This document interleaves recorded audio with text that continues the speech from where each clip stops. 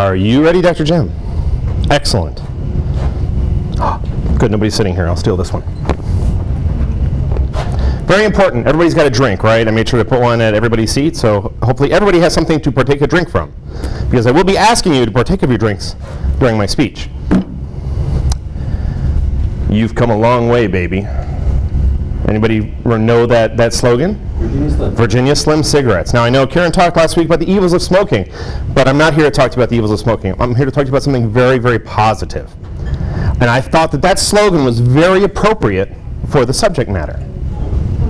87 years ago, many, many moons, it's older than my dad, 1924, in the basement of a YMCA, Young Men's Christian Association, in Santa Ana, California. A young man just out of college held a meeting.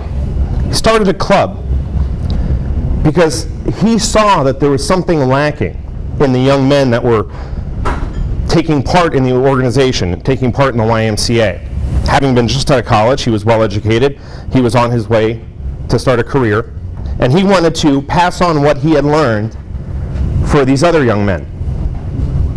So he started a club because he felt they needed training in the art of public speaking and in presiding over meetings.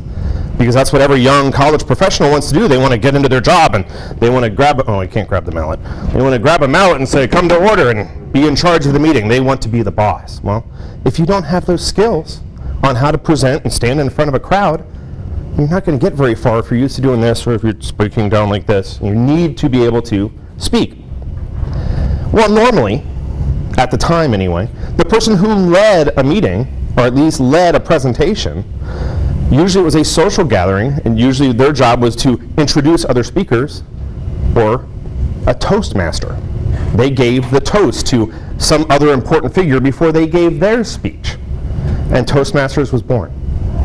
It grew from a small social club, just a matter of a handful of people, to eventually there were clubs all over Southern California, until it became an international organization. So I ask you now to raise your glass, or in this case, bottle, a toast to Ralph Smedley for his dedication to others. Cheers.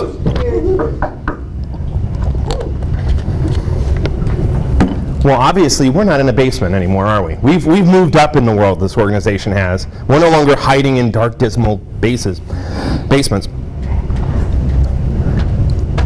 It went in 1924 to 1928, 4 years, it became a standardized program. And this was still just in California. This hadn't even expanded beyond there. This was grassroots. You're talking about 1920s. People didn't start a website and say, hey, look, here's this cool thing, let's do it too. They didn't have flash mobs showing up and giving public speaking events. By 1933, less than a decade later, they finally had a club outside of the state of California. It took 10 years for this organization to spread from one basement to across the state to now just next door into the state of Washington. It took 2 more years, and they had their first club outside of the United States. And it finally really became Toastmasters International. So you're talking barely over a decade to go from one guy having an idea to now having an international movement. 1938, they finally had 100 clubs. It took 14 years to get that big. Now we've got clubs all over the place. 1946, it took it a step farther. All of the clubs, Toastmasters broken up not just into clubs, those clubs are part of districts. 1946, over 20 years later, they finally had their first district outside of the United States, in Scotland. It's grown, this organization, Toastmasters, has grown from an infancy of how to teach people how to present. That was his original goal. The goal was, here's a young man in college, learning to present, learning to speak, learning to get out in front of others. If he's going to make it in the business world, that's very key. To an organization that not only teaches people how to present and not be afraid to speak in front of others, but it teaches leadership. It teaches you how to run meetings. It teaches you how to run organizations. Because just because you remember now doesn't mean that this is where you're going to stay. Bet and Toby are good examples. You're here, first year here. Next year. Governors. Oh, and morality too, I'm sorry. So I mean, you grow with this organization. This isn't something where they hand you a piece of paper and say, here you go, learn that, good job, you're done, bye. No, they want you to grow, just like this organization has grown. It started with basic training for Toastmasters. One book, little pamphlet. Ironically though, the same book we start with here, Competent Communication, the very first speech, Icebreaker, was the very first speech from the very first manual that Smedley wrote for Toastmasters. So even though the organization has grown and has changed and evolved, that one thing still remains the same. You have to start somewhere.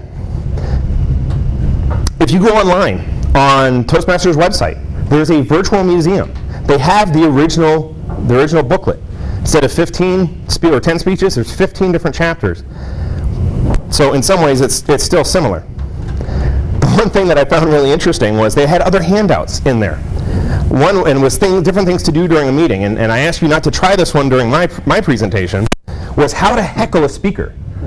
So that way the speaker would learn how to overcome hecklers. So please don't make pyramids out of bottles and stuff like that like these guys were doing. Nice haircut. Exactly. Thank you very much. I just got that last week, by the way. But all this came from Ralph Smedley's basement brainstorm, as they called it. So please, have a toast and raise your bottles once again, my friends, to basement brainstorms. Yay.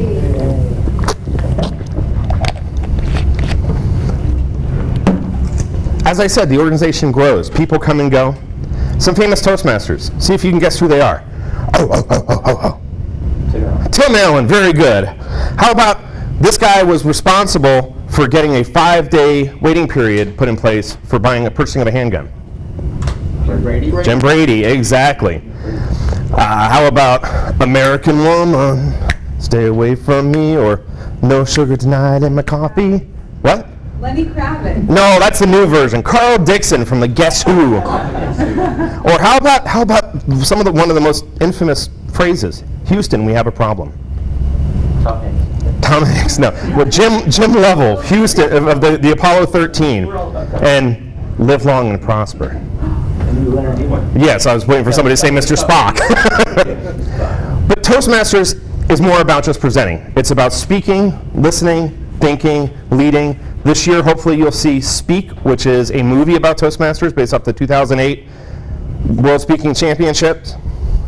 With over 13,000 clubs, more than 270,000 members in 116 countries. Let's raise our bottles one last time. Now to Toastmasters International. You've come a long way, baby. Come a long way. Thank you.